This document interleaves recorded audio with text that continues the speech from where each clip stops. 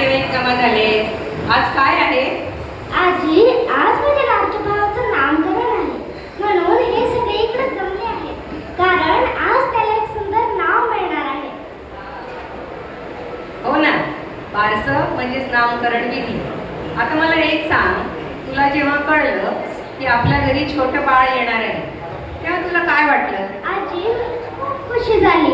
माझ्याकडनं राहुलने जात होतं, कधी 9 महिने संपतील आणि कधी तो येईल. बापरे.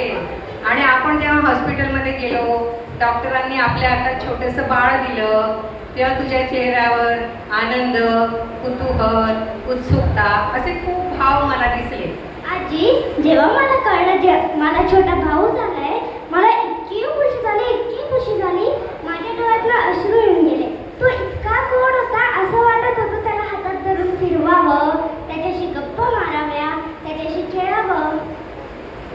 प्रिशा, तुला माहीत आहे का, जेव्हा बहीण काही अडचणीत असते तेव्हा भाऊ तिला मदत करतो, आणि जेव्हा भाऊ काही अडचणीत असतो तेव्हा बहीण त्याला मार्ग दाखवते. तुमच्या दोघांकडे पाहून की नाही, मला लहानपणीची एक कविता होती आमच्या अभ्यासाला बहीण भावाबद्दलची, ती आवडते.